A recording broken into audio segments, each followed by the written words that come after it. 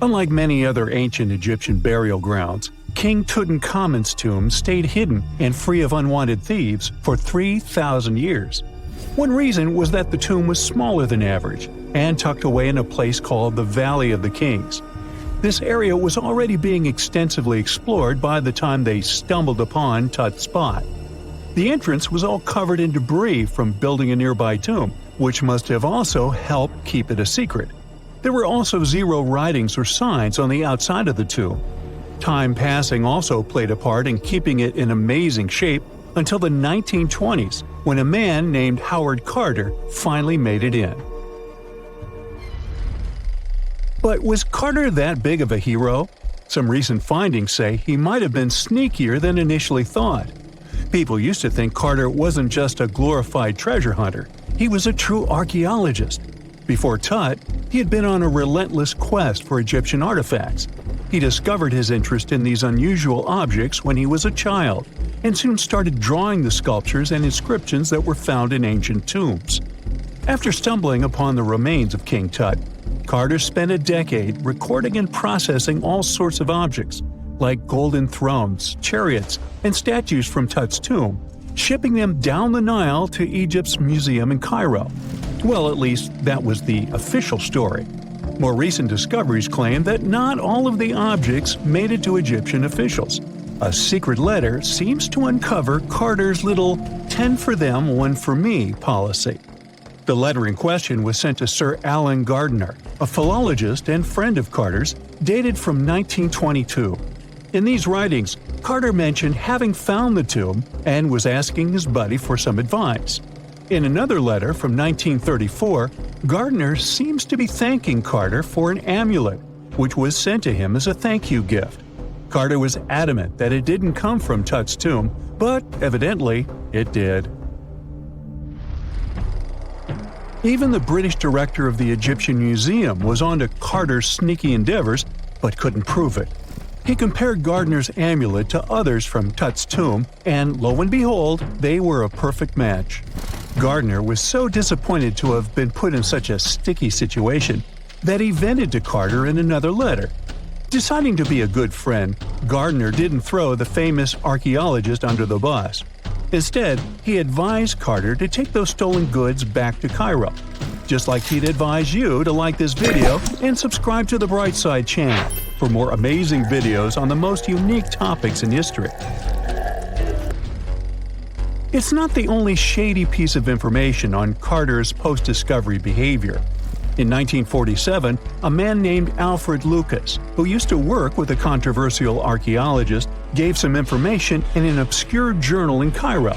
He claimed that Carter sneakily cracked open the burial chamber door himself. Then he sealed it back up like nothing had happened before the official uncovering.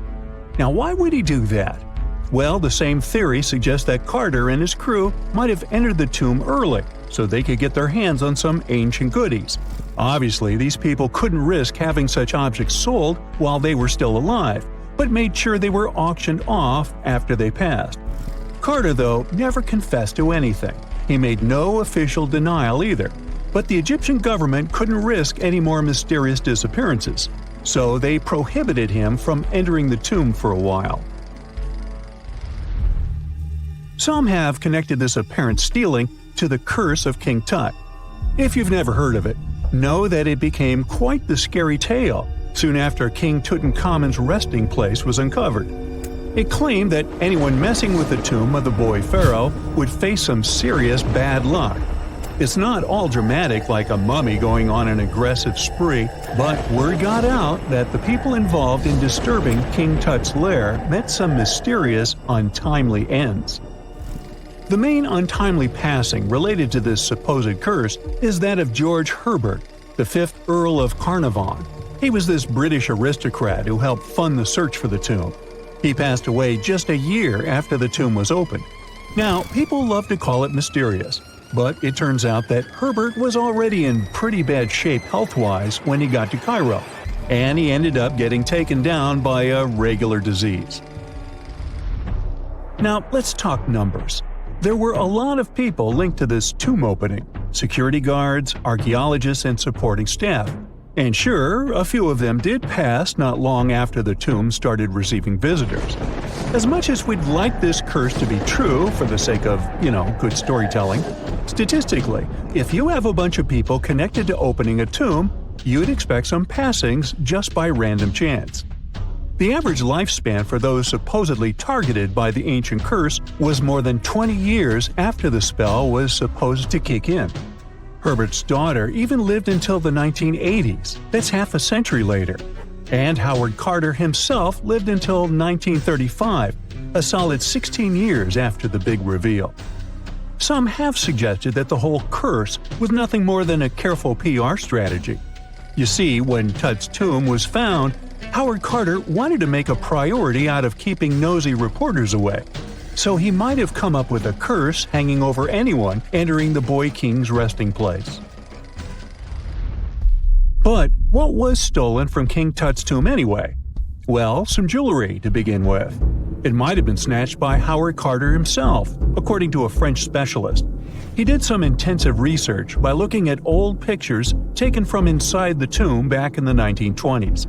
He compared those images to various objects from museums and auction houses. He soon started to piece together the whereabouts of some of Tut's jewelry. First up, there's this collar that used to be on Tut's chest. It was all broken into pieces, and some parts went via Carter to the Nelson Atkins Museum in Missouri. Meanwhile, other bits ended up on a necklace owned by some unnamed people who tried to sell it in 2015 but failed. Even the Nelson Atkins Museum agrees, as they've confirmed the information on their website. Then there's a headdress piece. Some beads from it that once belonged to Tut apparently got stolen by Carter too. They were also strung into a necklace and are now being held at the St. Louis Art Museum. Another fancy collar made out of glazed ceramic magic spent some time at the Met, far away in New York. Thankfully, it was sent back to Egypt a bit over a decade ago. This seems to have been, as you'd expect by now, also stolen by Carter.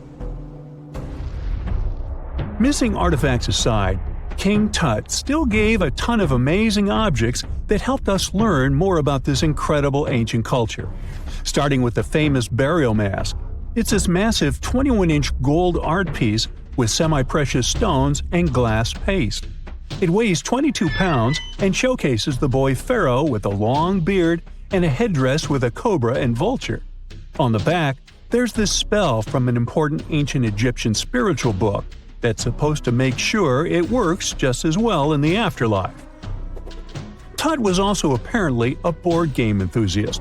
They found 4 board games in his tomb, some made of ivory. Archaeologists also found a pair of gold sandals, though you'd imagine they were more for show than for comfort. In fact, the pharaoh probably never wore them in his lifetime. Now, speaking of fashion items, it turns out Tut was quite the fancy ruler. They even found a mannequin in his tomb that was used to pick out, adjust, and store his outfits and jewelry. The boy king seemed to have also enjoyed some music, based on the 2 trumpets historians found in his tomb. Though they were played back in 1935 in a BBC broadcast, the instruments are today considered too fragile to be maneuvered. There are countless doors all over the world that haven't been opened for decades, and even centuries. The question is why? It seems that nowadays you can open any door you want. The truth is that some doors were sealed for a grave reason. And so far, nobody has found out what treasures and mysteries they hide. Here are 4 doors that keep their secrets all too well. The Taj Mahal. First up, we've got the Taj Mahal in India, one of the most romantic places in the world. Shah Jahan commissioned it in 1631 and dedicated it to his 3rd wife, who he loved like crazy. They were married for 19 years and had a whopping 14 kids together. But unfortunately, she passed away while giving birth to their last baby. Shah Jahan was heartbroken and decided to build an epic tomb to remember her by. The construction took a whopping 20 years to finish. The building has quite an interesting layout. The design is super unusual with these 4 massive 130-foot tall minarets that stand on the corners of a huge platform. They're not just there for looks. Back in the 17th century, architects were having some serious issues with buildings collapsing under their own weight.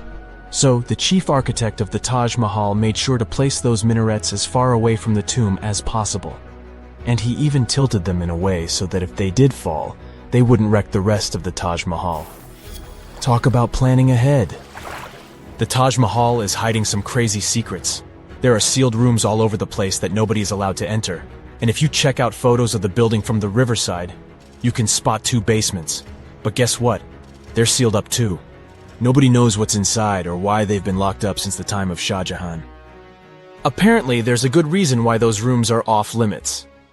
Some researchers think that they were built using marble, which turns into a different substance called calcium carbonate if it's exposed to carbon dioxide.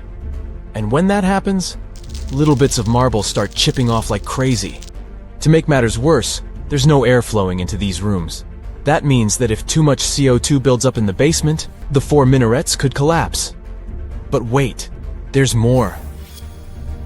Some people think that the body of Shah Jahan's wife can be found in one of these sealed-up rooms in pristine condition. Why not? Who knows what the mysterious rooms might keep? The Great Sphinx of Giza. The Great Sphinx of Giza is shrouded in mystery. It's not just the largest monolith statue in the world, but it's also a hybrid creature with a woman's head and a lion's body that originates from Egyptian and Greek mythology. It's also very ancient. It's estimated to be around 4,500 years old. The construction of this marvel took about 3 years and required 100 workers who were not slaves and were treated with delicacies like sheep and goat meat. It is also thought that it used to be much more massive than it is now.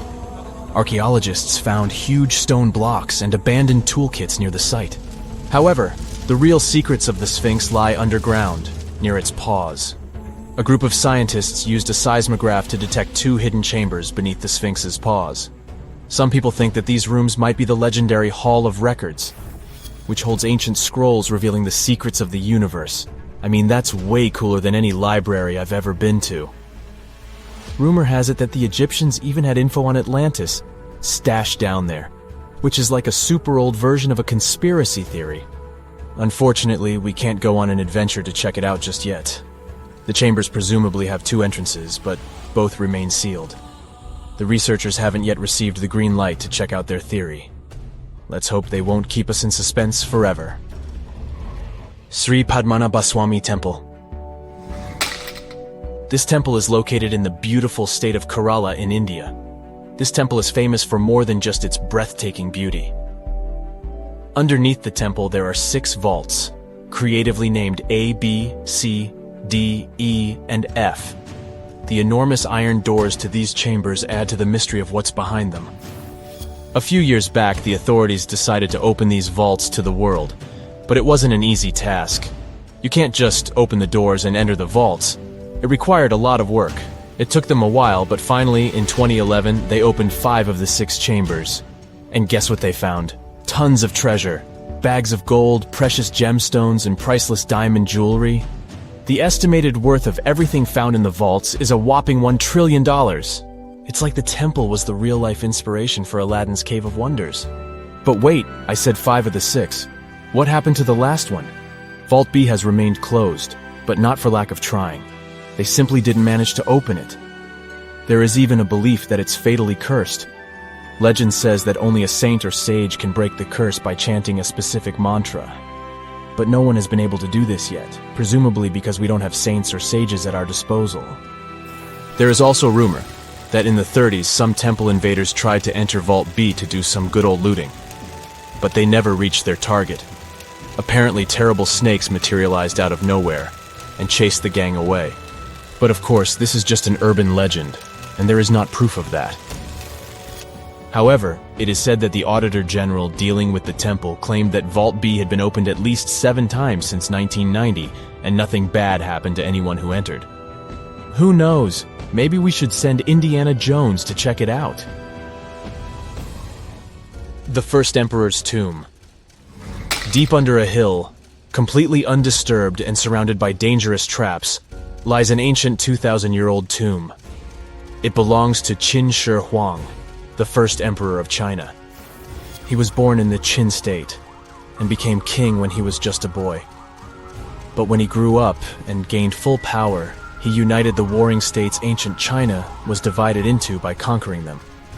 After that, he created the Qin dynasty.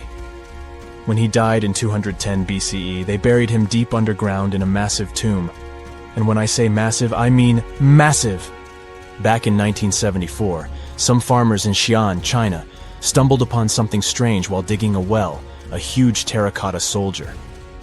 This discovery led to an extensive archaeological dig that has continued for over 40 years, revealing a collection of thousands of clay soldiers. The unique thing about these soldiers is that each one has its own unique features, from hairstyles to facial expressions. It's believed that there could be up to 8,000 of these soldiers, but only 2,000 have been found so far. Interestingly, the central tomb, which is believed to be the resting place of the emperor, is still untouched. In ancient records, there are references to a vast underground city that the emperor built, complete with scenic towers, palaces, and whatnot.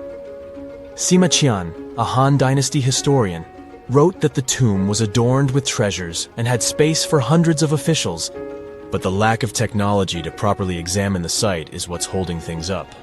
Qin Shi Huang was surrounded by liquid mercury in his tomb, with two of the streams representing the major rivers of China, Yellow River and Yangtze. The ancient Chinese believed that mercury could provide immortality, but it could have also caused the emperor's death since he regularly took mercury pills to prolong his life. The dangerous levels of mercury contamination in the soil near the tomb are the main reason why scientists are reluctant to explore it. It could be very dangerous both for people and for the environment. Now, if I had to choose which door to open, I'd probably go for the one that doesn't lead to a tomb surrounded by poisonous mercury. Call me crazy, but I'd like to avoid any potential health hazards.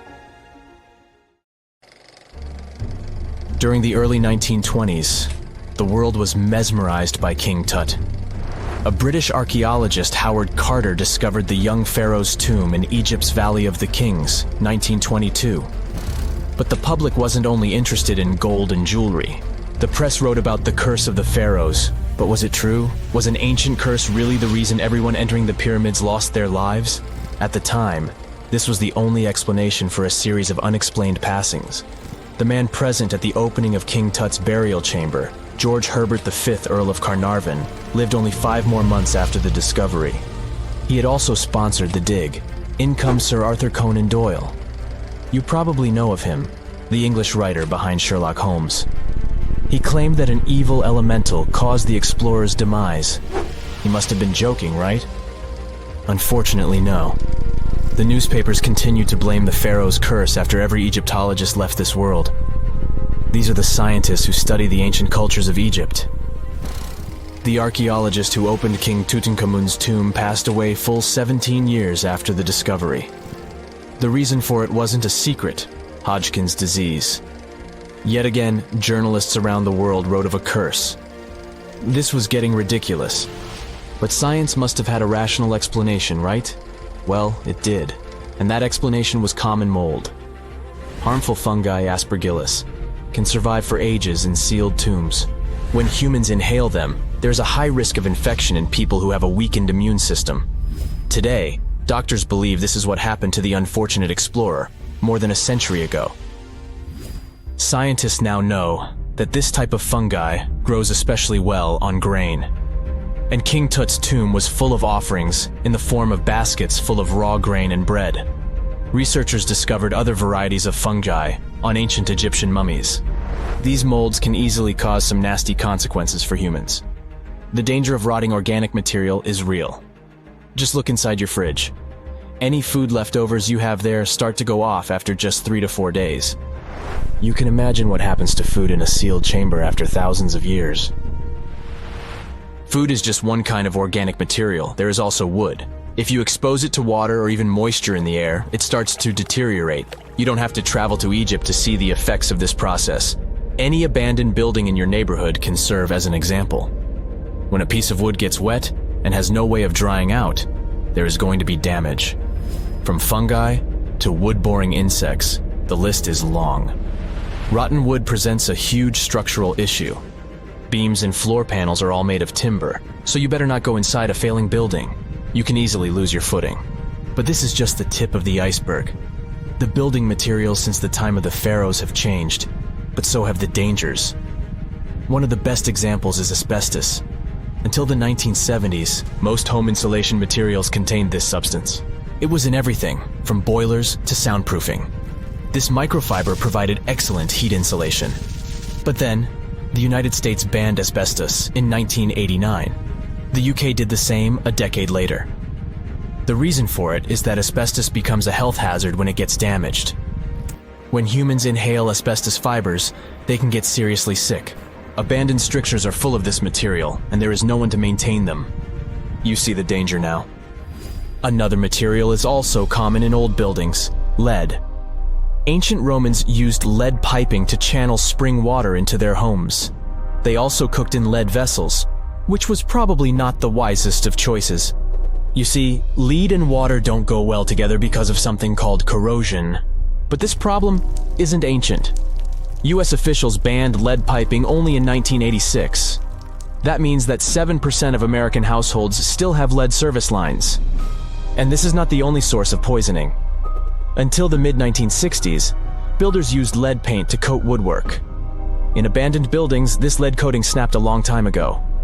Anyone who touches doors and windows will disturb this lead dust and inhale it.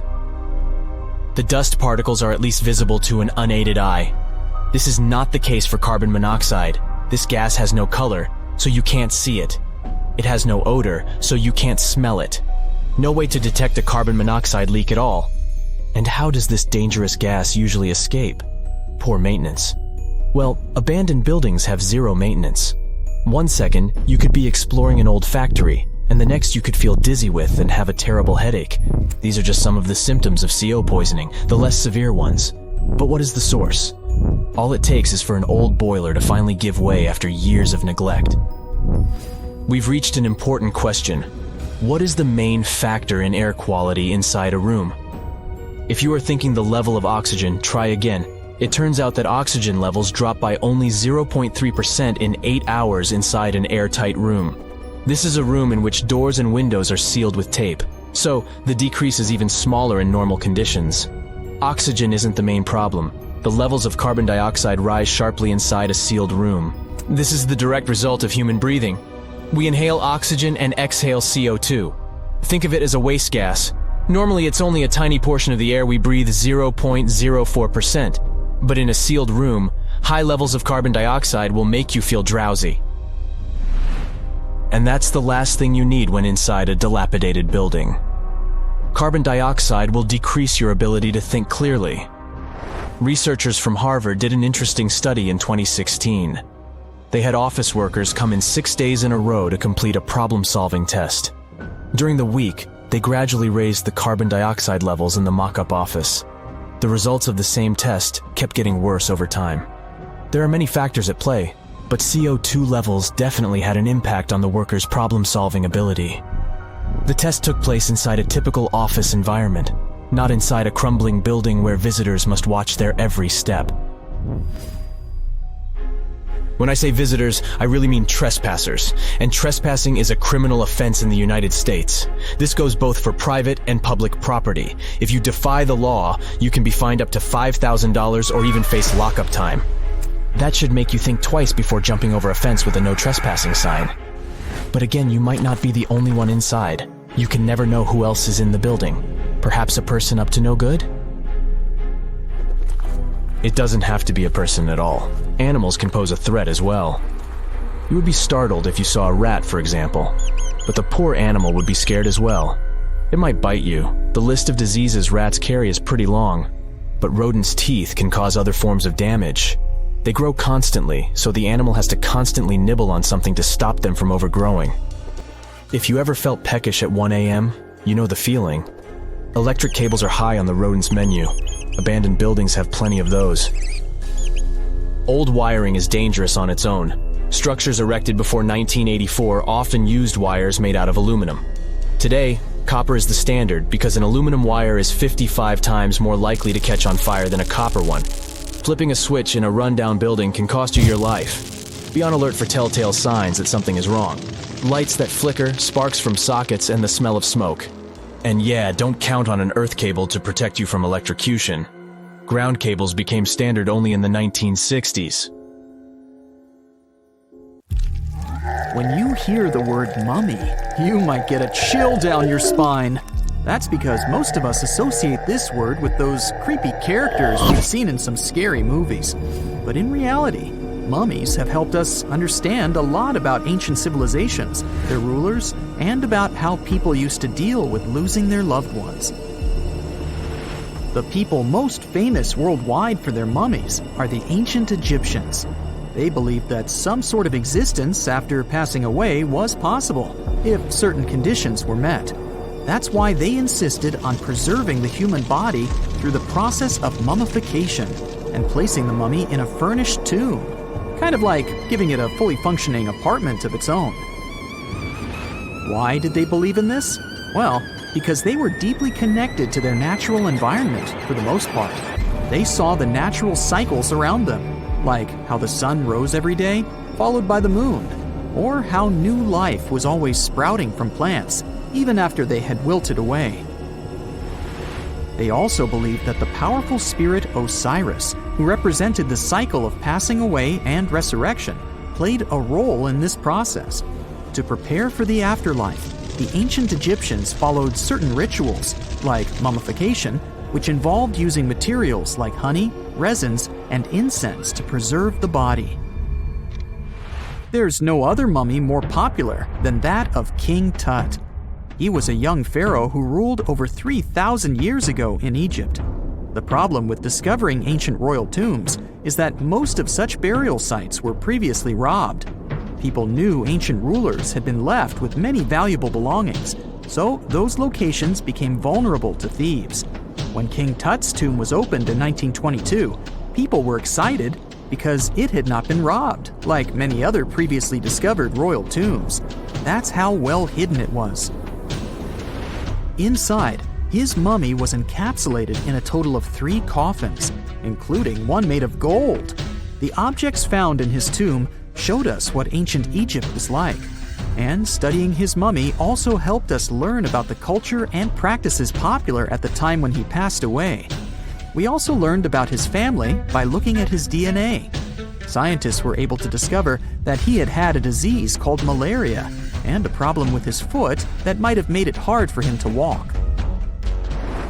Ramses II was another pharaoh in Egypt who ruled for 68 years, which was quite a lot back in the day. He was known for his expansion campaigns and building projects. Many objects from his time as a ruler still exist today, including a large statue of him. Ramses II was about 6 feet tall and lived to be about 90 years old.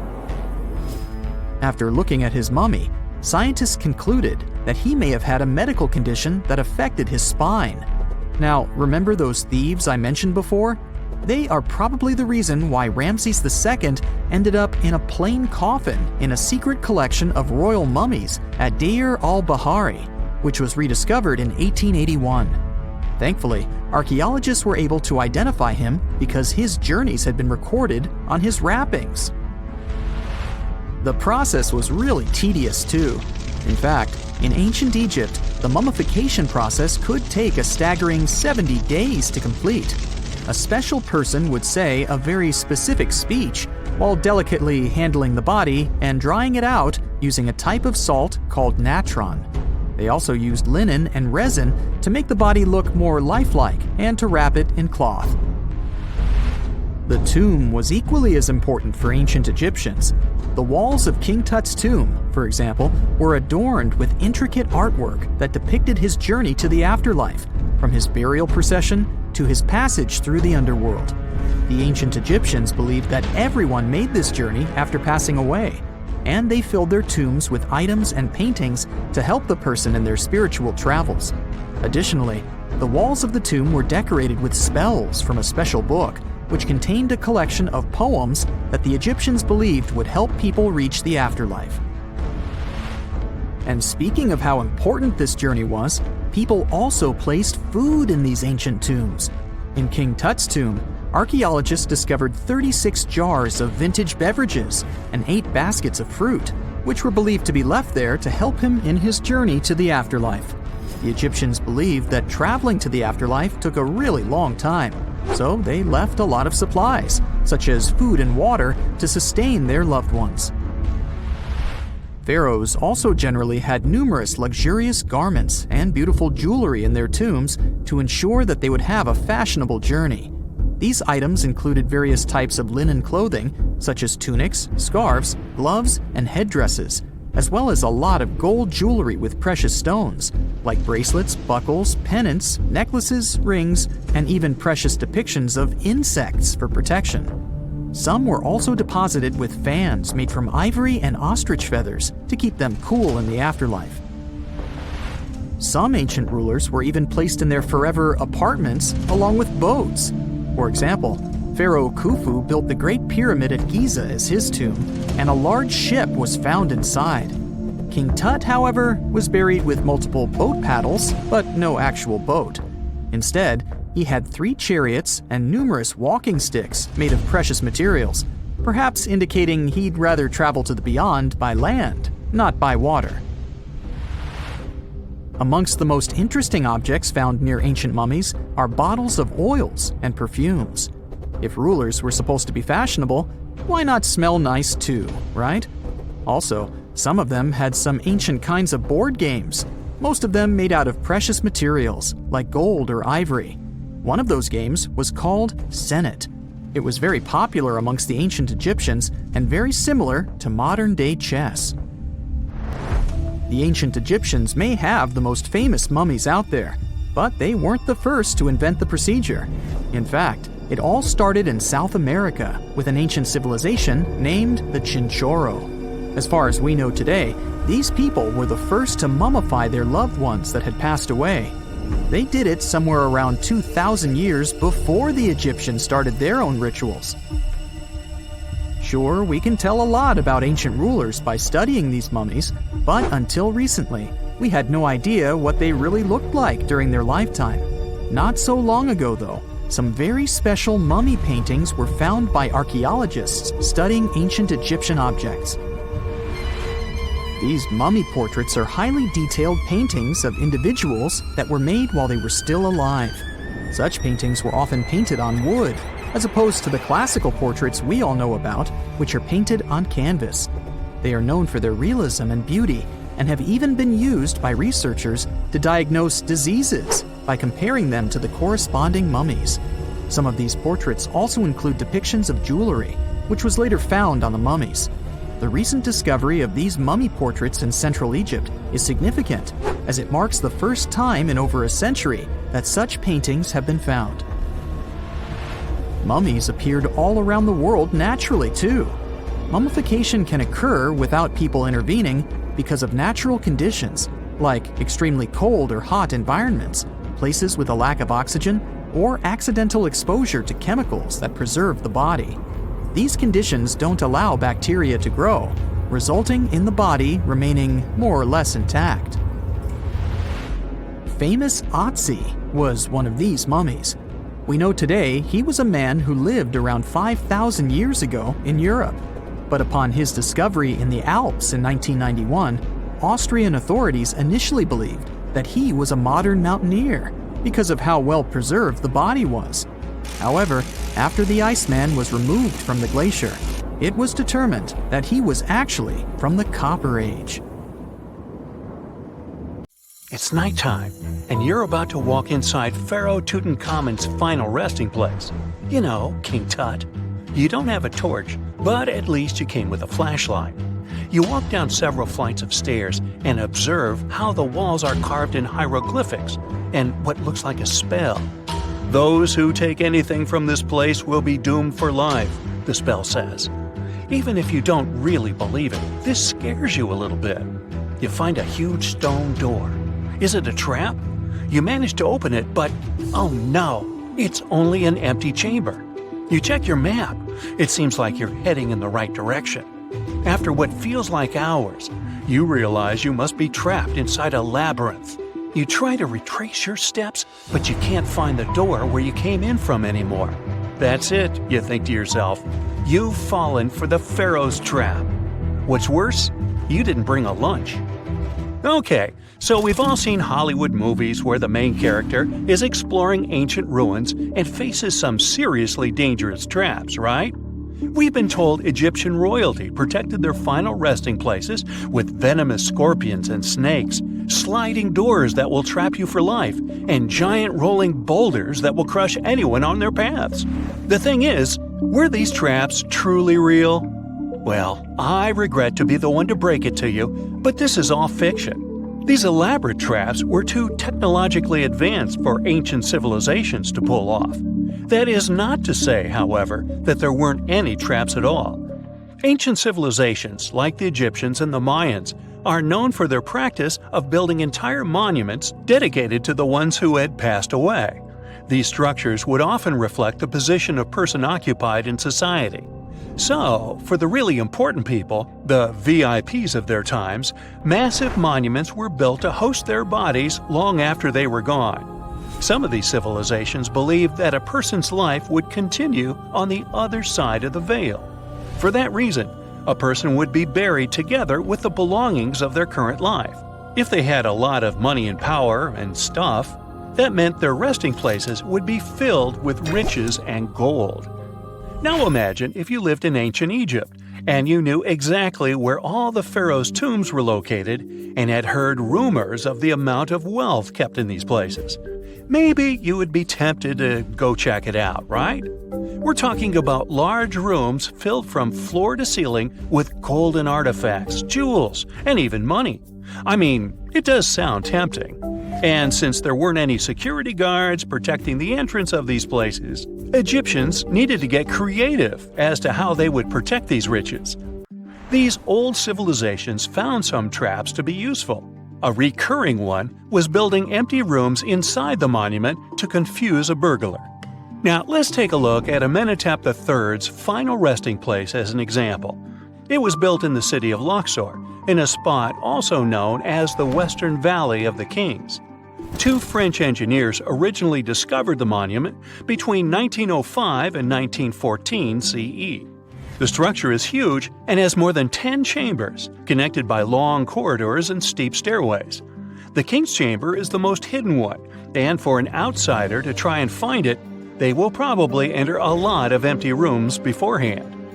Other pharaohs tried to protect their riches by commissioning monuments with false doors concealing pits that were up to 20 feet deep. This way, an unwarned and unwanted visitor would be surprised by the deep hole on their way to the king's resting chamber. Alongside false doors, pharaohs made sure to build labyrinth-style corridors and false walls. This way, robbers could take hours or days before they found the king's real chamber. As to pits with poisonous snakes on them, if there were any reptiles inside these monuments, they probably got inside on their own and would most likely not stay there for long. There is no way snakes would survive years and years without food inside these pits. So yes, another Hollywood-induced belief right there. If these traps seem boring to you, archaeologists did find an interesting deterrent in the final resting place of the Red Queen of Palenque in Mexico. Palenque was one of the most powerful Mayan cities in pre-Columbian Mexico, and the Red Queen was believed to be the grandmother of the last Mayan king, undoubtedly a person of immense importance to the empire. In her honor, a huge monument was built to keep her body after her passing. The discovery of the tomb itself was already thrilling. Archaeologists found an ancient monument when digging at the site back in 1994. The first thing they found was a room with a hidden door. Once they opened the door, they discovered a long corridor. Finally, at the end of this corridor was the Queen's chamber. The team of archaeologists was beyond excited to unearth this chamber with the mummy of the Queen herself still inside it. They found her to be accompanied by her pearls, jade shells, and expensive rocks. But as the team explored the remains, they saw something rather strange. The room was filled with a red-colored powder. Researchers knew that the color red was important to the Mayan people, and that much of their clothing and buildings were decorated with this color. But they didn't understand why the queen was buried with this unknown red substance. After they took a sample back with them for further analysis, they discovered that the red powder was cinnabar, a very dangerous mineral. This powder, when inhaled, can cause, shall we say, severe health damage to a person. The team concluded that this could only be a trap for anyone trying to steal her riches. Okay, so dangerous powders might have worked as the most intense traps we've seen until now. But perhaps the cheapest way to keep out unwanted visitors was to advertise spells written out all over the monument. We'd probably laugh at these today, but back in the day, they were more or less effective. Spells usually said that the person who took anything from that place would meet a tragic fate. Some spells said that robbers would lose their houses in big fires or terrible floods. Other spells said burglars would have incurable and undiagnosed health issues, but they weren't really enough to stop people from taking any gold. There are some stories surrounding how these spells might have been real. One of them is from the famous British Egyptologist Howard Carter, the one responsible for unearthing Pharaoh Tutankhamun's resting place in the 1920s. After months of unsuccessful digging, Carter discovered the tomb's existence by chance. He found the entrance to a stairway right beneath the soil where he had been searching all those months. With the help of a team, he cleared the piles of sand blocking the stairs and discovered a doorway. The door had several royal symbols carved into it, and Carter knew this could only mean a very important person had been buried there. And he was right. With a chisel, he made a hole in the top left-hand corner of the doorway and lit his vision with the help of a candle. He couldn't believe what he was seeing, the reflection of several golden and jeweled items crowding the chamber before him. Lost for 3,000 years, Carter had just discovered the final resting place of King Tut. But the story didn't finish here. This discovery was accompanied by a series of unfortunate events that led people to believe it had something to do with the pharaoh's spell. Carter himself mysteriously passed away just a few years later, and some of his assistants lost their houses in floods, just like one of the spells threatened. Some say it's just coincidental, as there's no real proof of these things being connected. Well, what do you think? Was this an effective trap after all? In November 1922, a boy walked through the desert mountains of Egypt and discovered some ancient steps carved into the rock. Subsequently, this find became one of the world's largest and most significant archaeological discoveries. This step was part of Tutankhamun's untouched tomb. Archaeologists found about 5,000 ancient objects, including jewelry, fabrics, painted vases, and funeral masks. You've probably seen one of them. It has become one of the most recognizable attributes of ancient Egypt. More than 100 years have passed since then, and now humanity has finally become close to another large-scale discovery, the tomb of Cleopatra. This queen was the last active ruler of the Ptolemaic Kingdom of Egypt, who sat on the throne from 51 to 30 BCE. There are many ancient records about Cleopatra, her reign, and her unusual personality, but until now, no one has discovered the secrets about her passing away in the burial place.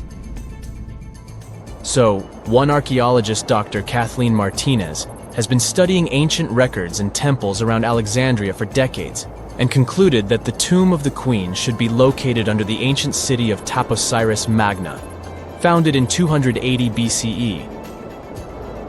It was a big city on the northern coast of Egypt, where tens of thousands of people were engaged in trade and industry, and it seems that Dr. Martinez's guesses turned out to be correct. She and a group of archaeologists have discovered a secret underground tunnel near Alexandria, with a length of about 0.8 miles. It was cut into the rock under Taposiris Magna's temple. During further excavations, they found many things that indicate Cleopatra's tomb lies in the tunnel's depths. It's also possible that she is buried there together with the Roman commander, Mark Antony. According to ancient records, Cleopatra and Mark Antony loved each other and together opposed the Roman Senate, which declared Antony a traitor. The fact that natural disasters have occurred on the territory of Taposiris Magna for thousands of years can complicate the excavations. Earthquakes and floods destroyed the city and possibly flooded its underground tunnels. But archaeologists hope the ancient tomb remains untouched, and that it hides many treasures and records about the royal life of ancient Egypt during the reign of the last dynasty. There's a chance that excavations will go underwater and in the mud. This will require much time and funding, but archaeologists are sure it's worth it. Anyway, it's too early to say that Cleopatra is really buried there, but scientists have found many things in the tunnel that confirm this, including clay pots, dozens of coins with the image of Cleopatra and Alexander the Great, as well as a bust with the image of the Egyptian queen. Cleopatra is still one of the most popular personalities in Egypt, on an equal footing with Ramesses III and Tutankhamun. She inspired many films, paintings, and books, but what made her so popular? She became famous for her inconsistency. She was a beautiful, intelligent ruler who pulled Egypt out of the crisis and made it a prosperous power. Medieval Arabic texts say she knew chemistry, mathematics, and philosophy, and may have written several scientific books. She knew several languages and had excellent diplomatic skills. At the same time, there are many legends that she was a femme fatale who drove many men crazy. However, there's no evidence that her beauty was incomparable. The image of a stunning model was created by Hollywood when it made several films where famous actresses performed the role of Cleopatra. And the Roman Emperor Octavian, the adopted son of Julius Caesar, specially created the image of Cleopatra as an insidious seductress because he was her enemy. Even though she was born in Egypt, Cleopatra wasn't an Egyptian. Her ancestors were Greeks, among whom was one of the generals of Alexander the Great. However, the people of Egypt loved her. She learned the language and was very sensitive to the traditions of this country. She knew the history, mentality, and customs of ancient Egypt well. She raised the level of its economy and strengthened its status as a world power. Much of this was made possible thanks to her cunning and impressiveness. She loved theatrical performances and lavish celebrations. She knew how to surprise people and put on a show. But behind the exterior image of a luxury lover was an intelligent and calculating ruler. Ancient Egypt was a rich, luxurious country, and Cleopatra did everything to increase its wealth and strengthen its position in the international arena. For example, she was once in conflict with her brother Ptolemy XIII. The queen knew that she wouldn't be able to resist him, so she decided to attract Julius Caesar to their side. The Roman emperor arrived in Alexandria, where Cleopatra wanted to meet him, but Ptolemy knew about her plans and was about to prevent her from coming to Caesar. Then, instead of a rich and noisy arrival, Cleopatra decided to make her visit inconspicuous. She wrapped herself in a carpet or linen bag the emperor's servants carried into Caesar's private chambers. Cleopatra emerged from the carpet and impressed the Roman emperor with her beauty and determination. As a result, they fell in love with each other and became close allies. After some time, she impressed another influential Roman for diplomatic purposes. She arrived to meet Mark Antony on a golden barge with purple sails and silver oars. Cleopatra was dressed in the image of Aphrodite and sat under a magnificent canopy. Her servants dressed like cupids and were blowing her fan and burning incense. But Cleopatra created such a show for a reason. She knew that Antony revered Greek mythology and considered himself the embodiment of Dionysus. As a result, he was so impressed with this woman that he ended up marrying her. Cleopatra defended her crown, strengthened her alliance with Rome, and bore Antony 3 children. In Egypt, they threw big parties and enjoyed wealth with power. However, the relationship of a high-ranking official with the Egyptian queen caused a scandal in Rome. Octavian was Antony's primary opponent in the struggle for power, so he exploited the situation to darken the competitor's reputation. He used propaganda to make Cleopatra an insidious seductress in the eyes of Roman citizens. He accused Antony of succumbing to her charms. The Roman Senate supported Octavian and declared Cleopatra an enemy. In 33 BCE, this conflict reached a high point when Antony's navy clashed with Octavian's fleet. The latter won and forced his enemy to flee to Egypt with Cleopatra. According to some records, they took refuge near Alexandria. Pursued by the Romans, they hid in one of Cleopatra's palaces and met their end. Some legends say that Cleopatra was an expert in poisons. She provoked a venomous snake, a viper or an Egyptian cobra, to bite her. Also, according to another legend, she pricked herself with a poisonous needle. There's a theory that Cleopatra always carried an ampule with poison inside her hairbrush. And when she was cornered, she soaked the needle with this poison and pricked herself. None of this can be said for sure. Scientists are still trying to find out the truth. Perhaps when they reach Cleopatra's tomb, the world will get more answers about her tragic fate. She is considered the last ruler of Egypt. After her passing, Octavian plundered her palaces and temples and returned to Rome, where he became the main emperor. He successfully ruled the country and expanded its borders. His reign ended when he turned 75. World history would have looked different if Cleopatra and Mark Antony hadn't lost that naval battle. By the way, did you know that more time has passed between Cleopatra's reign and Neil Armstrong's flight to the moon than between the reign of the Egyptian queen and the construction of the Great Pyramid of Giza? Armstrong took a step on the Earth satellite in 1969, 38 years after the birth of Cleopatra. And the construction of the pyramid took place in 2560 BCE. Imagine how long the history of ancient Egypt is. Cleopatra is closer to us in time than to the pyramids. A gruesome discovery took place in Egypt some years ago. You want to hear about it? 16 human hands, carefully buried in 4 eerie pits. They didn't look too much like human hands at first, since they were abnormally large, but they were. Weirdly, there were only right hands. No left hands were in sight. It turned out that it points to the practice of an ancient dark ritual. Old Egyptian art and tales talked of a ceremony where warriors would present the right hand of their adversaries as proof of victory and ask for gold in return. Egyptians believed in the afterlife, so cutting off someone's hand meant you cut off their power eternally. Guaranteeing this type of defeat was interesting to the winning party. Here, the fight was between Egyptians versus Hyksos, who lived in what was once known as Canaan. Egypt has always been the center of some history-changing findings, and some time ago, this papyrus was found. If we stretched it open, it would be just a tad bigger than the height of a skyscraper. The world's tiniest skyscraper, which is located in Wichita Falls, Texas. When humans didn't write on their Notes app, they wrote on this thing, made from the medulla of a papyrus plant. Around 2,000 years ago, ancient Egyptians wrote something reminiscent of a book where they describe most of their funerary traditions and their visions of the afterlife. It's considered one of the most important texts from ancient Egypt and is still sold in bookstores to this day. This ancient manuscript was unearthed from a chamber located just south of the Pyramid of Djoser, located in Saqqara. Oh yes, Djoser is the oldest pyramid in Egypt and not the Giza pyramids like most people think. So recently, the site of Saqqara buzzed with excited archaeologists who probably found one of Egypt's oldest complete mummies. They believe that this beautiful and well-preserved mummy was that of a wealthy man. He was discovered in a deep shaft, covered in layers of gold leaves.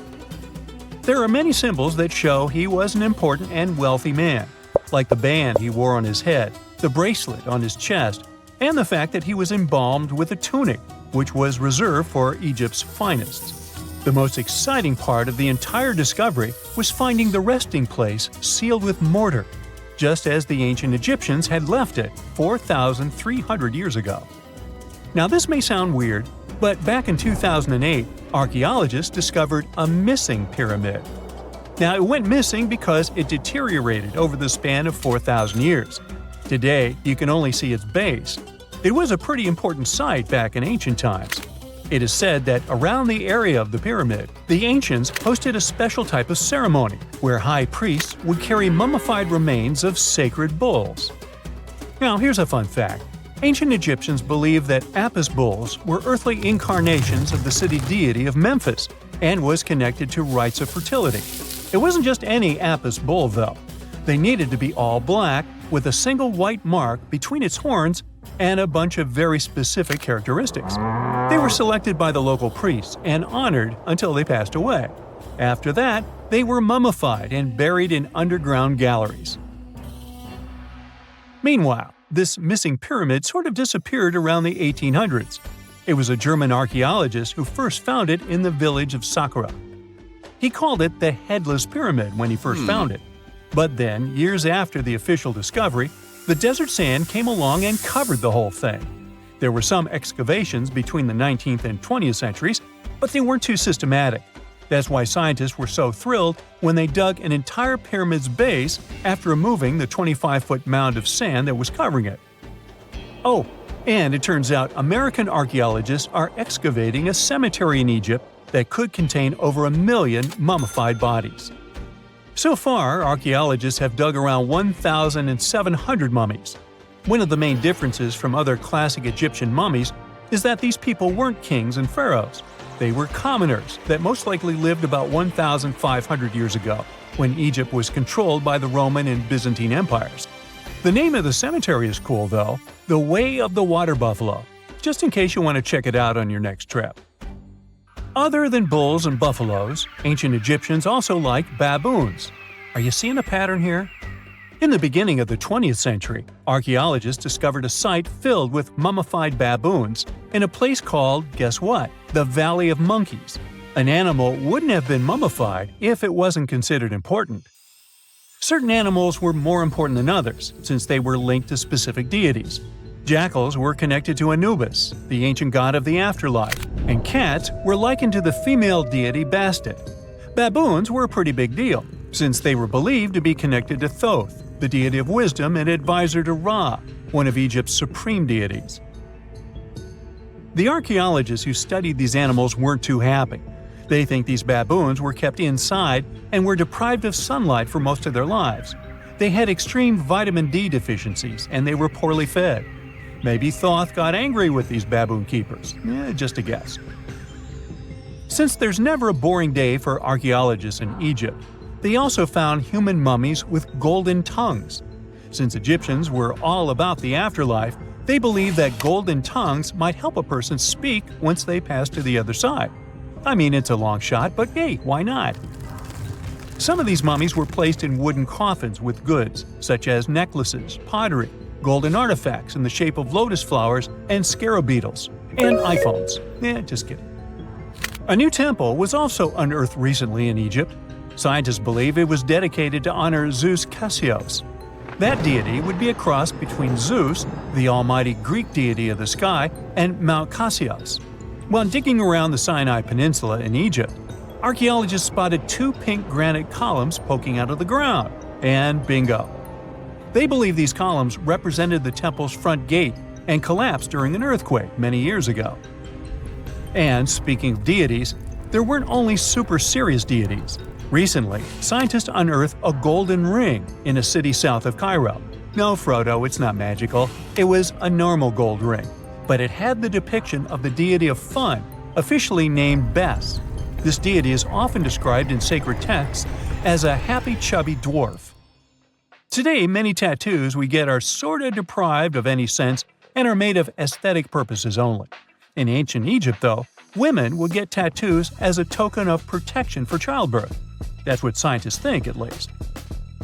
Around the Nile region, scientists found some mummies that had well-preserved tattoos, which is a rarity since the skin deteriorates so easily. 2 of these women tattooed their lower backs, and the drawings were simple. They were mostly pictures, including that same chubby dwarf we just talked about, Bes. He also had a side hustle as the protector of women during childbirth.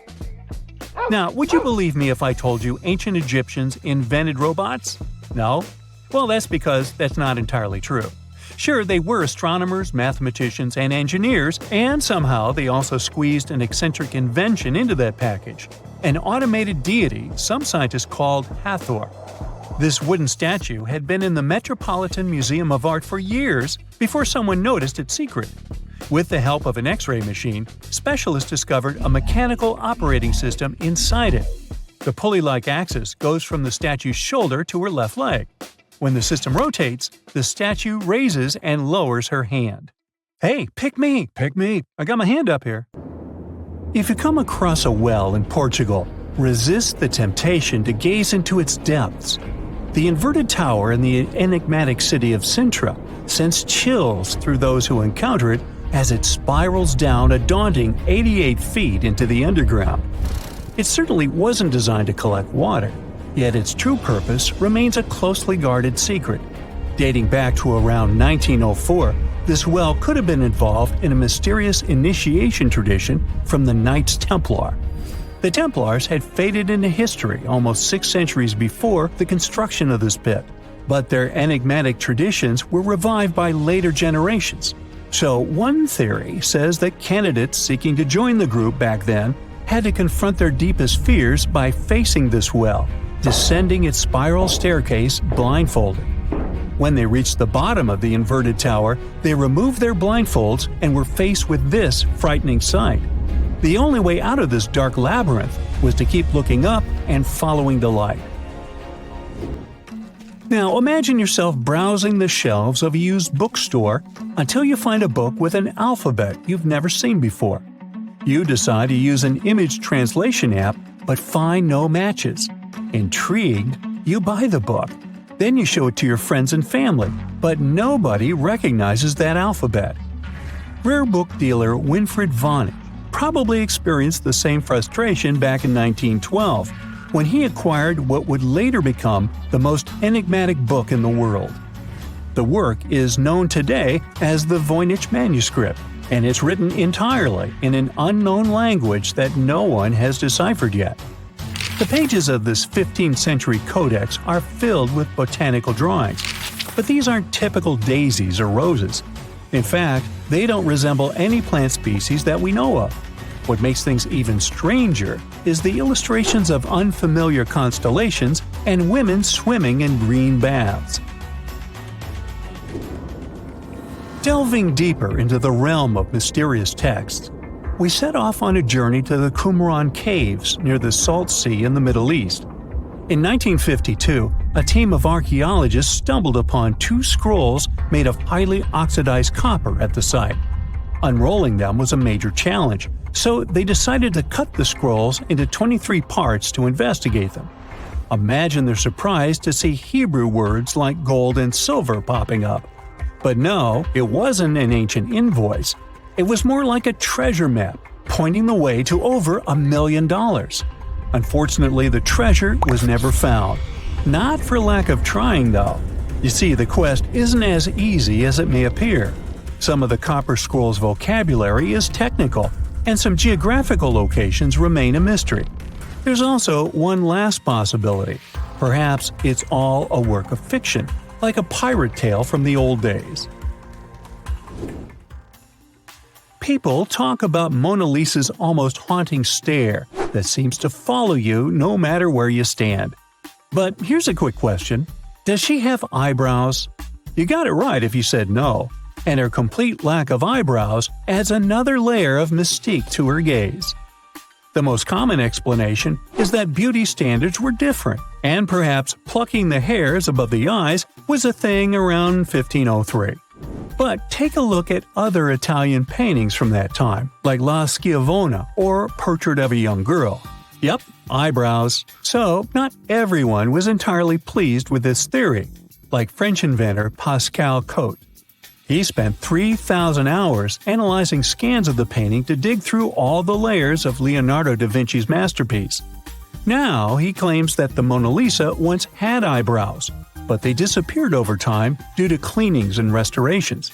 Some historians, however, still question his findings, which means that Mona Lisa's style, or lack of it, remains an unsolved mystery.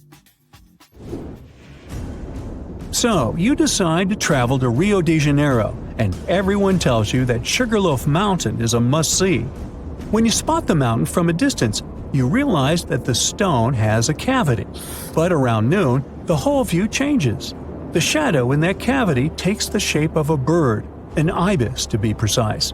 A local legend links this bird shape to the ancient Egyptian deity Thoth, as if the ancient Egyptians once visited Rio de Janeiro and were somehow inspired by the natural phenomenon. But it's probably just a big coincidence. I mean, literally.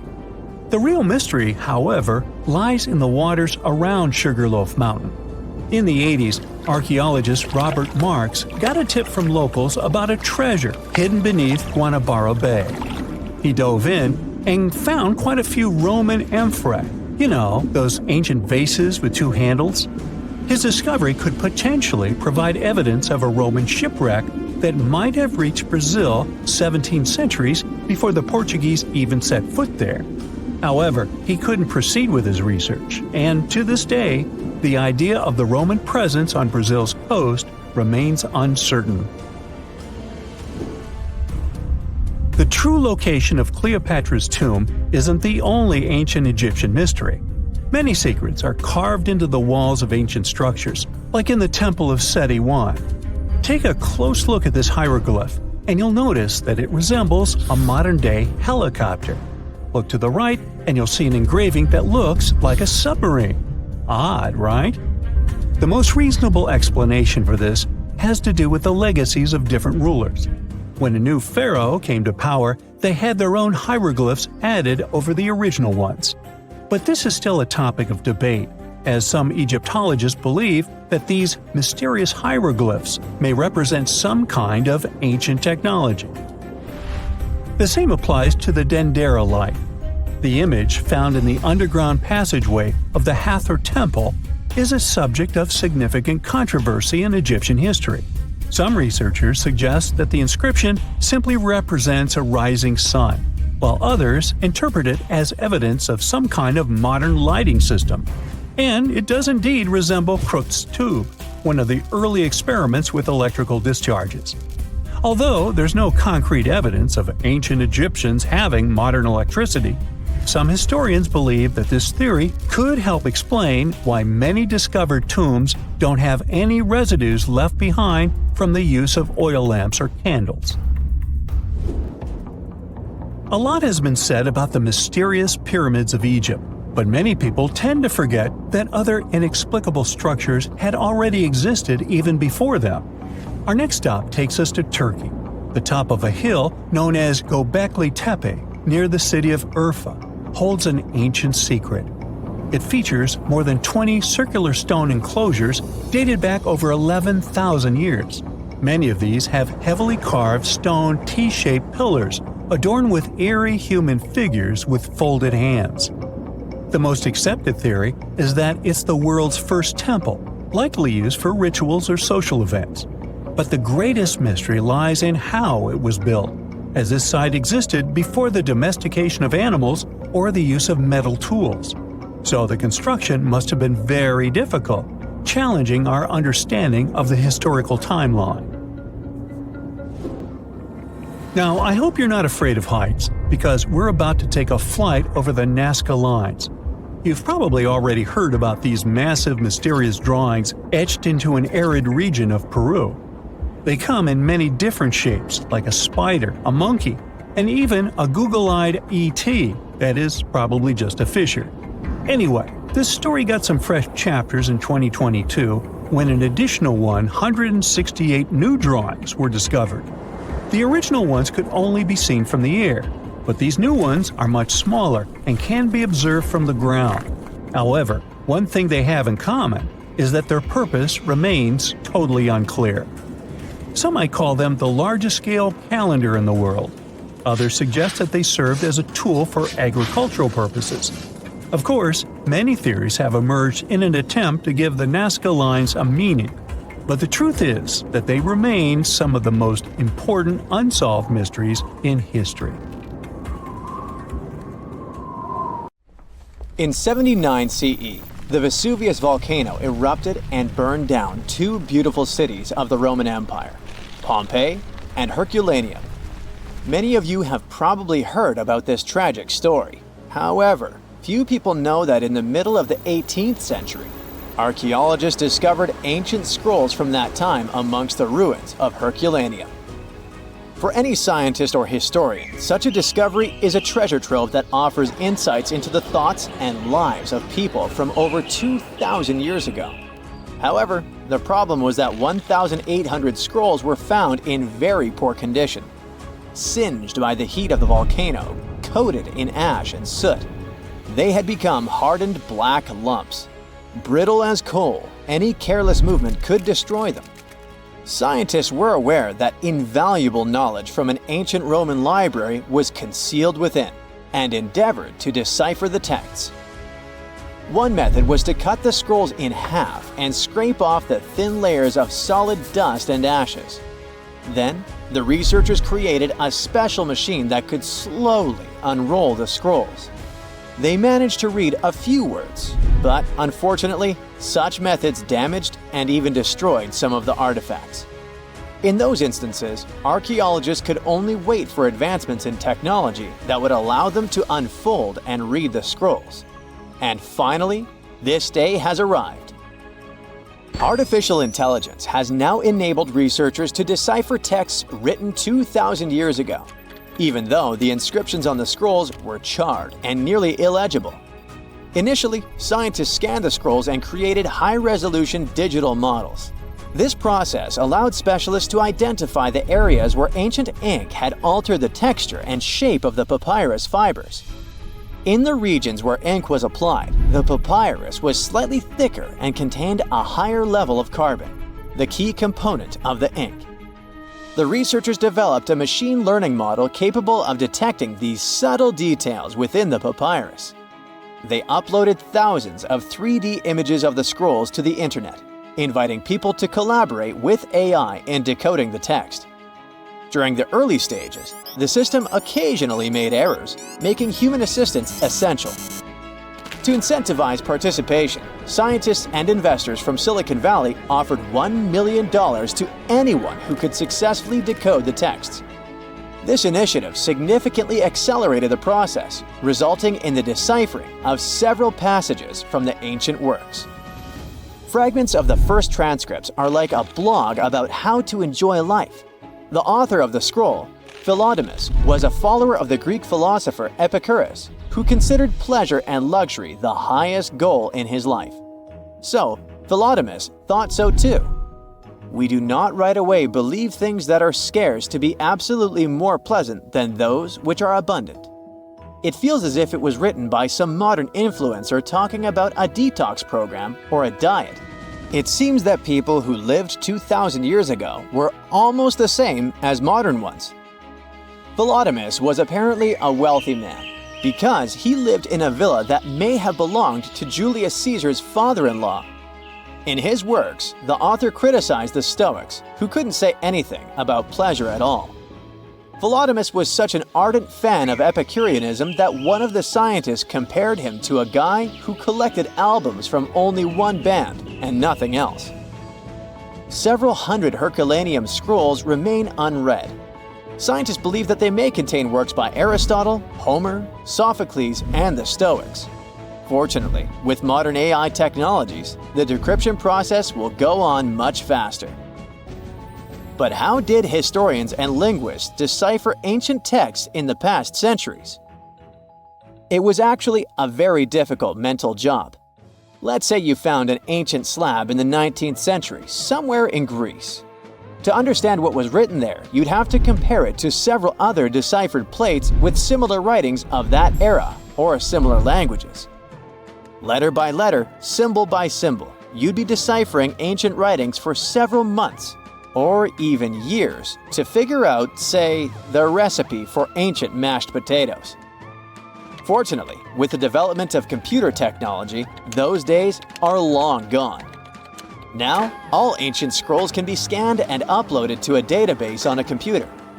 You may not even have to decipher the text for a long time if the computer finds a match of characters in other ancient manuscripts. But even if you have a perfectly preserved piece of papyrus or an ancient book where all letters are visible, this doesn't mean that you and AI will be able to decipher it. One of the most famous encrypted texts is the Voynich manuscript. This work, which consists of 240 colorful pages, was acquired by Polish bookseller in 1912. He found that book intriguing because of astrological symbols, unknown plants, and unusual human figures drawn on its pages. And all this was accompanied by handwritten texts. The author had beautiful, clear handwriting, but the language of the book is still unknown. Someone wrote this art book around the beginning of the 15th century and divided it into 6 sections devoted to botany, astronomy, biology, cooking, medicine, and cosmology. Many scientists and linguists have tried to decipher the mysterious drawings with inscriptions, but no one has gotten reliable results. Even AI couldn't help this difficult task. Some believe that this book is dedicated to science, and others believe that it contains knowledge about witchcraft. Perhaps it's a mix of science and magic. According to one version, the manuscript is a medical textbook that copied information from other scientific works from the Middle Ages. Before the invention of the printing press, people copied books and rewrote them by hand without worrying about copyrights. It's possible that the author of the manuscript outlined all their knowledge about herbal medicines and the influence of astrology on health. People in the past believed that the state of the body and stars in the sky were connected. The coolest thing is that the book has been scanned. You can download it in high resolution and try to decrypt it yourself. Who knows? Maybe you will succeed and get some ancient secret knowledge. An unknown language or poor text condition may not always be a problem for linguists. Imagine that you open some copy of classical literature dated to the 19th century. You read the pages carefully, and at the end of the day, you feel slightly unwell. You read the book every day and feel worse and worse. At some point, you go to the hospital, and doctors tell you that you've been poisoned. Yeah, sometimes working with old books can be literally dangerous for your health. There are even catalogs of poisonous books in the world. They are toxic not because someone intentionally sprayed them with poison to hurt the reader, but because people wanted to make books look more colorful. Recently, 2 such books have been withdrawn from the National Library of France because of their bright green covers. The pages were ordinary, but the hardcover could have been coated with arsenic. The mass production of books took place in the 19th century. Book publishers wanted to release as many copies as possible, so they used not expensive leather covers for them, but cheaper fabric options. To make a book attractive to customers, they painted them in bright green, yellow, red, and other colors. They got the green color of the cover thanks to the bright pigment created from copper and arsenic. It was a very cheap dye, but brighter than other dyes containing copper carbonate. An arsenic dye was used not only for books, but also to create candles and wallpaper. The problem was that the dye's pigment decomposed quickly and released toxic carcinogenic fumes. Arsenic caused severe health problems. People calmly lived in their homes and couldn't understand what was happening to them. The same thing happened to many readers of that time. It was only by the end of the 19th century that people stopped selling toxic items. Now, to read a poisonous book, if you want to do it that is, you have to wear gloves and a protective mask. And after work, wash your hands thoroughly.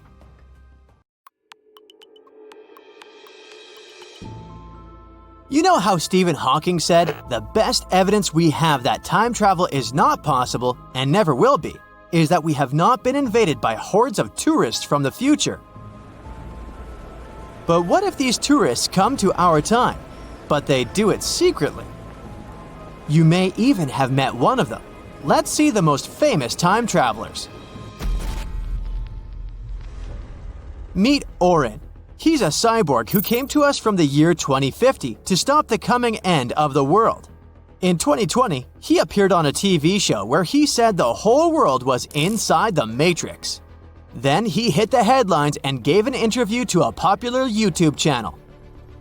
As proof that he's a cyborg, he demonstrated his robotic voice, which can be made in a simple computer program.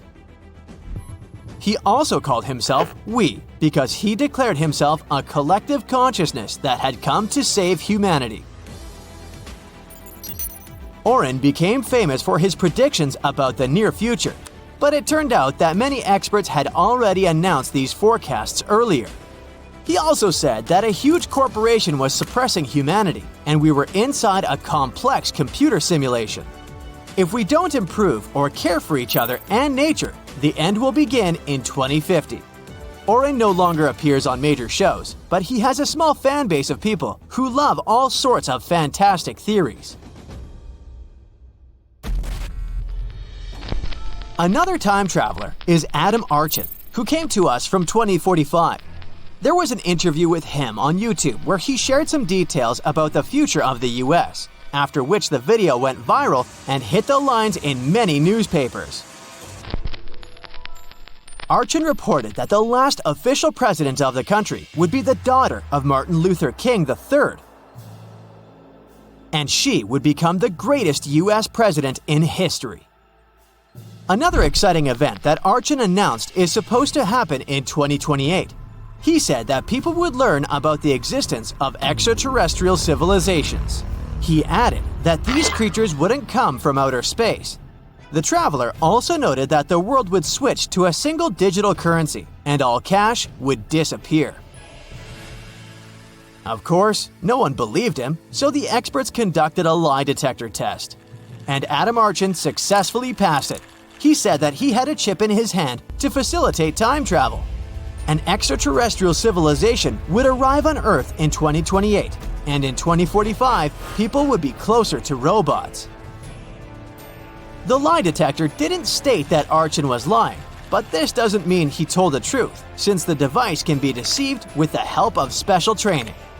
In any case, in 2028, we will find out whether Archon was right or not. All these time travelers arrive in the past and, for some reason, don't use knowledge from the future. What would you do if you could go back 50 years? Perhaps you would invest money in shares of some young company that will become a big, expensive corporation. In that case, everyone would believe that you really came from the past. And by the way, one guy did it. He invested $800 in the stock exchange and made $350 million out of it. This guy's name was Andrew Carlson, and he hit a big jackpot in 2003. However, he didn't manage to enjoy a rich life because the FBI came for him. Andrew sold some stocks and bought others, and did this very successfully. Thus, in a few months, he became a millionaire. The Securities Commission couldn't believe in such coincidences, so it called the FBI. During the interrogation, everyone was sure Andrew would begin to justify himself and say he was lucky. But instead, he calmly replied that he came from the year 2256 with the help of a time machine. Of course, no one took it seriously. But when the FBI started looking for information about this man, they found nothing.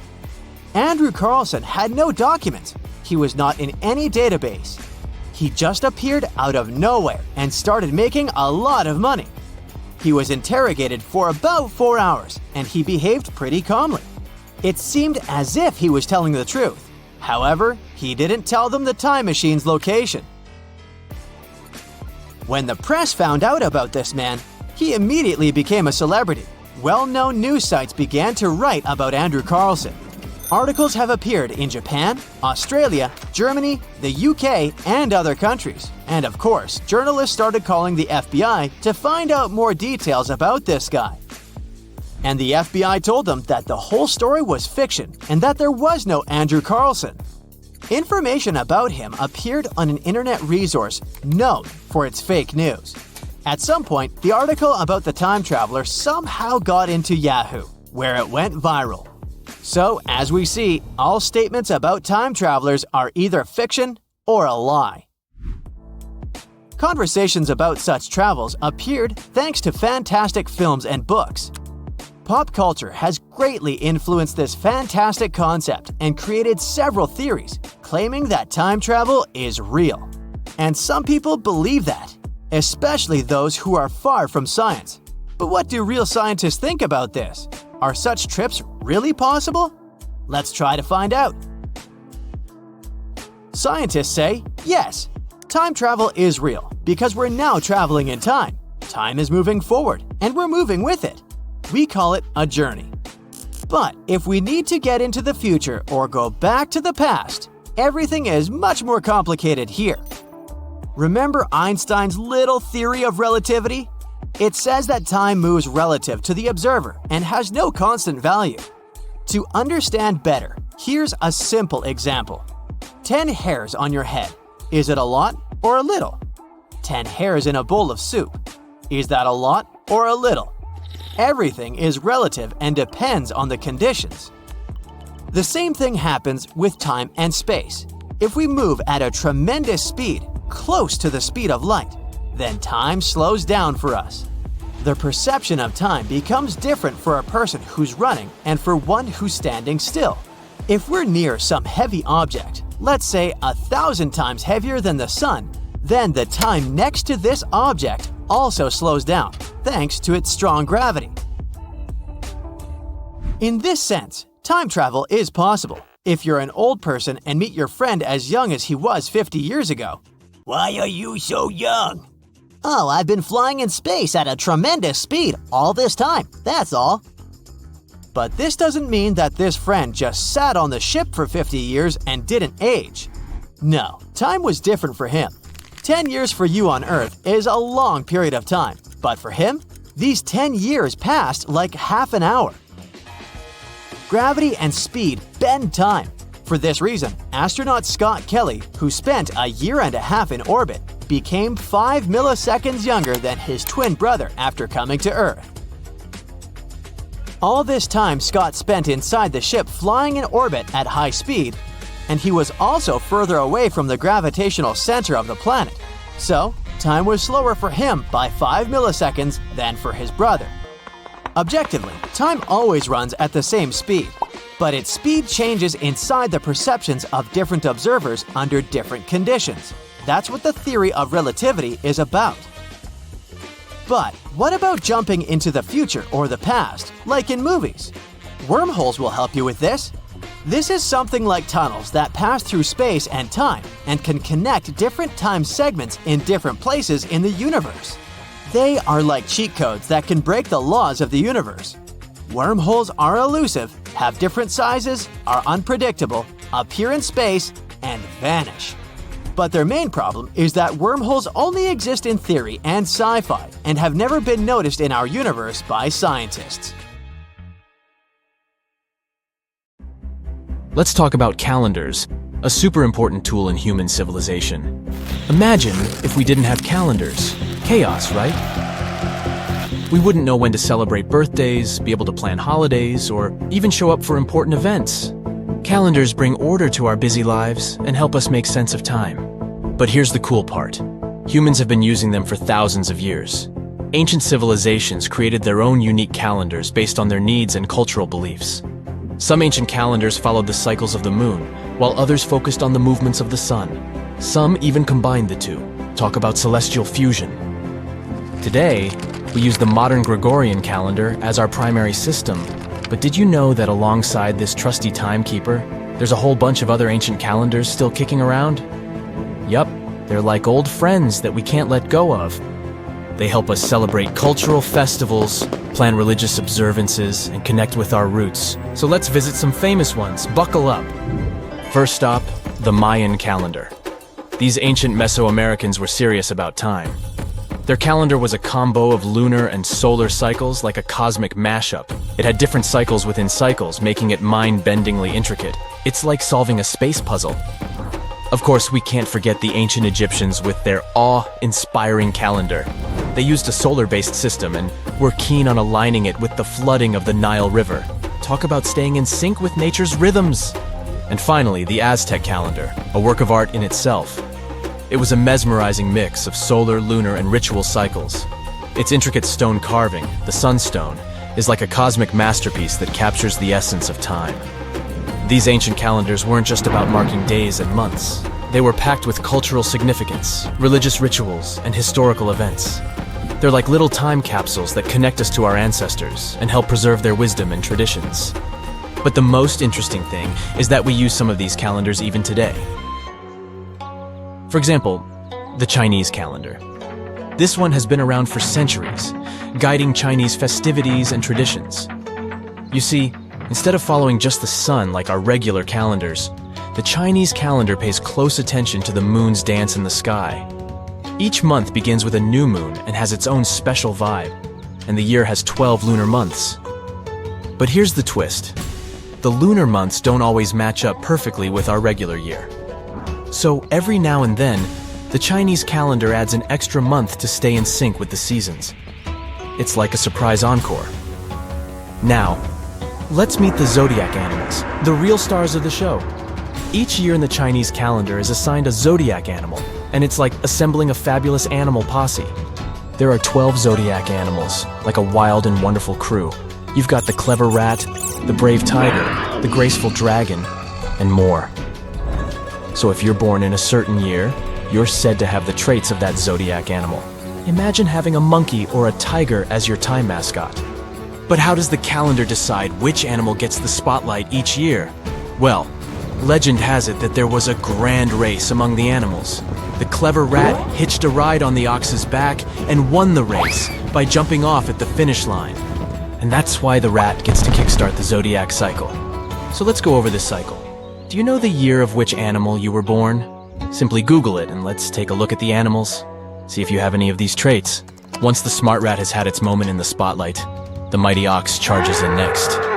The ox is known for its hard work and determination, like the dependable and strong-willed friend who always has your back. After the ox, the fearless tiger pounces onto the scene. With its majestic stripes and fierce gaze, the tiger brings a burst of excitement and adventure. It's a daring feline friend ready to explore the world with you. Following the tiger's roar, the crafty rabbit hops into view. Picture a fluffy and adorable bunny, always ready to bring sweetness and harmony. The rabbit adds a touch of gentleness and creativity to the zodiac parade, like a gentle breeze on a spring day. Next up, the bold and fiery dragon. This legendary creature takes the stage with its majestic presence and mythical powers. It's like a friend with a mystical vibe, who's just filling the air with magic and awe. After the dragons, the wise and intuitive snake slithers into the play. This serpentine friend brings wisdom and insight, like a guide navigating the twists and turns of life. It's always great to have a sneaky and clever confidant on your side. Next one is the lively and playful horse. Imagine the wind in your hair while you're riding a horse in a clear field. A horse person may have an adventurous spirit, always ready for a thrilling journey. Then, the graceful and elegant sheep. With its gentle nature and nurturing spirit, the sheep brings peace and harmony to the zodiac. It's a caring friend to lean on in times of need. Following the sheep, the mischievous monkey swings into action. This lively and clever prankster adds a dose of fun and laughter to the party. It's a playful buddy who can turn any dull moment into a wild adventure. After the monkey, the proud and confident rooster struts its stuff. It's a magnificent bird. The rooster brings confidence and assertiveness to the zodiac crew, like a natural-born leader. Next, it's time for the loyal and diligent dog to wag its tail. This faithful friend brings loyalty, honesty, and a whole lot of love to the zodiac family. Dogs are known to be trusty companions who always stay by your side. And finally, we have the wise and gentle pig, with its cute snout and contented oinks. The pig embodies generosity, kindness, and abundance. It's a buddy who knows how to appreciate the good things in life and brings joy wherever it goes. And there you have it, the zodiac animal parade in all its glory. The Chinese calendar also has a yin-yang twist. It pairs each zodiac animal with one of 5 elements: wood, fire, earth, metal, or water. This brings even more personality to the mix. It's like adding a spice to your zodiac animal cocktail. The Chinese calendar still guides festivities like the vibrant Chinese New Year. It also helps people decide the luckiest times for important life events. Need to plan a wedding? Check the calendar. Want to start a business? Yep, the calendar's got your back. It's like a fortune teller guiding you through the twists and turns of life. So, next time you see the Chinese calendar, remember that it's a celebration of lunar magic, animal wonders, and cultural traditions. Now, we dive into the Hindu calendar. This one is all about embracing cycles and cosmic rhythms. Instead of just following the regular months, the Hindu calendar aligns with the movements of the sun and the moon. It's like a non-stop party with the cosmos. The Hindu calendar is also still grooving today, and it's packed with colorful festivals and celebrations. From Diwali, the festival of lights, to Holi, the festival of colors. It's a fireworks extravaganza combined with a vibrant paintball fight. The Hindu calendar is also used for religious observances and auspicious timings. It helps determine the best time for weddings, housewarming ceremonies, and other important life events. The Hindu calendar doesn't just stick to the usual 365 days. It accounts for lunar months, solar months, and even leap years. So next time you glance at a calendar, remember that it's not just a bunch of dates and numbers. It's a remarkable tool that connects us to our past and guides us into the future. Ancient calendars remind us of our shared human history and the beauty of different cultures. So let's embrace this amazing diversity.